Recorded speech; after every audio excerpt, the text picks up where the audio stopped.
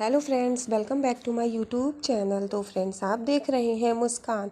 और मुस्कान के आने वाले एपिसोड्स में आप देखेंगे कि हुकुम गांव की सभी औरतों को जो ज़मीन में बैठी होती हैं उनसे कहते हैं कि आप लोग यहाँ पर क्यों बैठे हैं, चलो चलो आप सब लोग मर्दों के बराबर कुर्सी पे बैठ जाओ। उनको ज़बरदस्ती बैठाते हैं। या फिर कलेक्टर सर से कहते हैं, अरे आप कब आई, और हम तो देखिए औरतों को मर्दों के बराबर का सम्मान दे रहे हैं।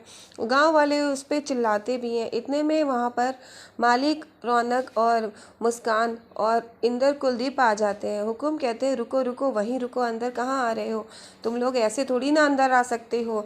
हुकुम उन लोगों को वहीं पे दरवाजे पे रोकता है। अम्मा जी भी वहीं पर खड़ी होती हैं। हुकुम कहते हैं, अम्मा जी तुम वहाँ पर क्यों खड़ी हो, यहाँ पर आओ ना, आज तुम इस हुकुम की अम्मा हो और हुकुम की तरफ से तुम ही आरती करोगी मेहमानों की। और आ जाओ अम्मा। और उनको बुलाते हैं और मालिक और बाकी के सभी लोगों की आरती के लिए अम्मा को थाली देते हैं और अम्मा जी सभी लोगों की आरती उतारती हैं।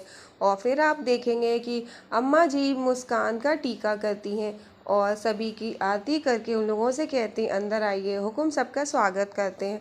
सभी लोग अंदर आते हैं। मुस्कान चारों तरफ देख रहा होता है। अम्मा जी कहते हैं, एक हुकुम, तो वहाँ क्या कर रहा है, तू इधर आना। और वहाँ की औरतों से कहती हैं कि तुम सब यहाँ पे कैसे बैठी हो।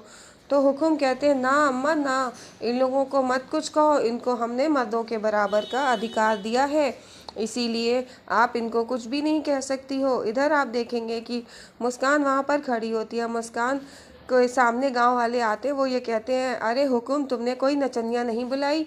तो मुस्कान सुनकर हैरान हो जाती है। हुकुम कहते हैं कि नहीं, नचनिया नहीं। तो गांव वाले कहते हैं, अरे तुमने नचनिया नहीं बुलाई तो क्या, हमें तो आज ही नाच देखना है, कल नहीं। तो तुम अपनी होने वाली लुगाई से ही कहो, वही नाचे, हम उसका ही नाच देखेंगे।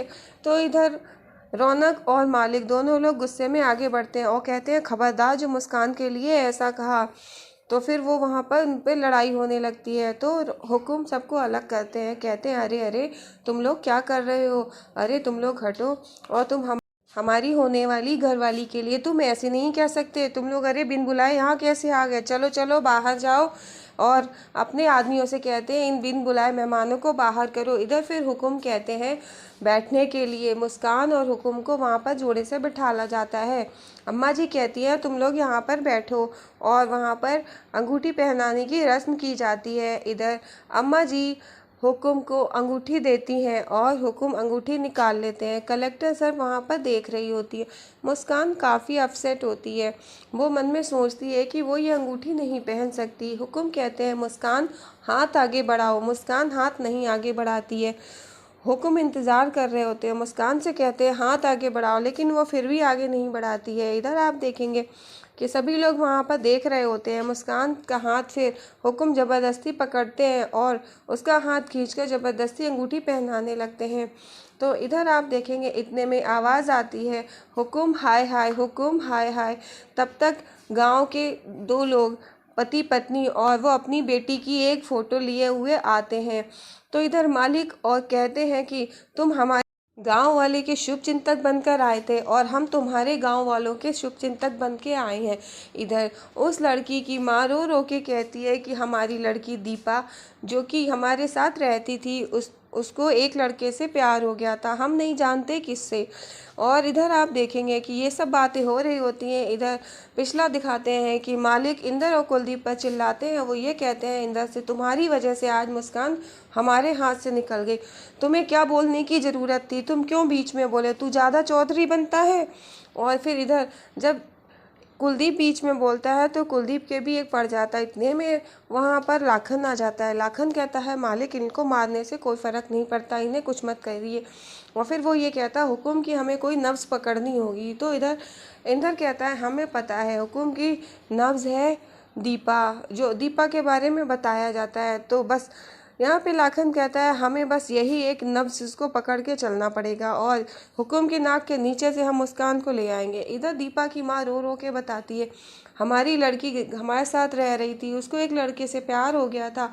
हुकुम को गांव वालों ने बताया कि उसने पाप किया है, तो गांव वालों ने हुकुम से शिकायत करी। हुकुम ने हमारी लड़की को अगवा कर लिया और फिर पता नहीं क्या किया, तब से आज तक वो नहीं मिली।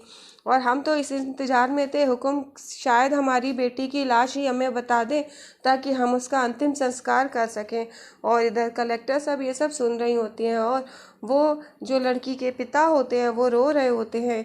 वो कहते हैं कि कलेक्टर सर, आप हमारी लड़की का पता बता दीजिए ताकि हम उसकी लाश ही ले लें और हम उसका अंतिम संस्कार कर सकें। इधर मालिक और लाखन दोनों लोग खड़े होते हैं। गांव वाले कहते हैं कि ये क्या हुक्म, तुमने ऐसा अपराध किया है। सभी लोग हुक्म पर गुस्सा होने लगते हैं। हुक्म कहते हैं ये सब सच नहीं है। इधर लाखन कहता है कि इतना सब हो रहा था, ये पुलिस प्रशासन क्या कर रहा था। तो नेक सिंह कहते हैं कि हम क्या करते, हमारे पास किसी ने रिपोर्ट ही नहीं दर्ज कराई तो हम क्यों कुछ करते। तो फिर लाखन कहता है ठीक है, हम मान लेते हैं किसी ने एफआईआर दर्ज नहीं कराई थी। तो ऐसा करो, तुम अब एफआईआर दर्ज करो और अब इंक्वायरी करो। कलेक्टर सर कहती हैं कि हाँ रुको, अब ऐसा करो, एफआईआर करो। और फिर वो हुक्म के खिलाफ एक्शन लेने की बात करती हैं। तो हुक्म कहते हैं कि नहीं, आप गलत सोच रही हैं, ये सब झूठ है। और क्या सबूत है आपको पास को मेरे खिलाफ? कोई सबूत है तो बताइए। बिना सबूत के क्या आप बात कर रही हैं? आप कैसे साबित कर सकती हैं कि ये सब मैंने किया है? मैं कह रहा हूँ नहीं किया है ना। आपको जिसको ले जाना है आप ले जाइए, इसको ले जाइए, लेकिन आप मेरा यहाँ पे रोका तो होने दीजिए, हमारा रोका चल रहा है, आप वो ये नहीं रोक सकती। इधर लाखन कलेक्टर सर को समझाता है। वो ये कहता है हमारी आपसे रिक्वेस्ट है, आप इस मुस्कान के साथ ऐसा नहीं कर सकती। इस हुक्म के एफआईआर इसके खिलाफ लिखी जा रही है, अगर इसका गुनाह साबित हो जाता है तो इस मुस्कान की ज़िंदगी बर्बाद हो जाएगी। और वो कलेक्टर सर को समझाता है कि इस लड़की के भी कुछ अरमान होंगे। और अब जब इसको ये पता चल रहा है कि हुक्म के खिलाफ एफआईआर दर्ज कराई जा रही है तो इस पर क्या बीत रही होगी। आप भी एक औरत हैं, औरत होने के नाते आप इस बात को समझिए और फिर जो आप फैसला लेंगी वो हम सब लोग मान लेंगे। वो कलेक्टर सर पे ये फैसला छोड़ देता है। कलेक्टर सर सोचने लगती हैं और मुस्कान भी कहती है कि हम इससे शादी नहीं करेंगे और इस आदमी से तो बिल्कुल नहीं, जिसने एक लड़की को अगवा कर लिया, जो औरत की इज्जत भी नहीं करता। कल को इसका जुर्म साबित हो गया, इसको जेल हो गई तो ये जो गांव वाले हैं ये तो मेरी शर्त भी मानने को तैयार नहीं है, तो ये पता नहीं मेरे साथ क्या करेंगे। वो कहती है कि मैं आपसे रिक्वेस्ट करती हूँ कि प्लीज़ आप मेरा इससे रोका मत करवाइए, मैं इससे शादी नहीं करूँगी।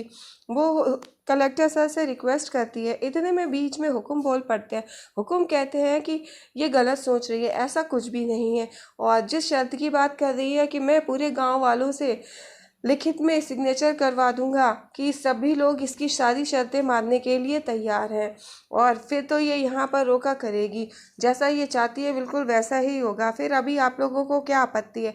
इतने में आप देखेंगे कि जब हुक्म ये सब कह रहे होते हैं कि गांव वाले उनके कहे मुताबिक चलेंगे तो पीछे से गांव वाले ऐतराज़ जताते हैं। हुक्म जो कह रहे होते हैं, गांव वाले कहते हैं कि नहीं भाई, हम कोई भी सिग्नेचर नहीं करेंगे। और सभी लोग ऐतराज़ करते हैं कि ना भाई ना, हमें ये सब शर्तें मंजूर नहीं है मुस्कान की, हम नहीं कोई साइन आइन करेंगे।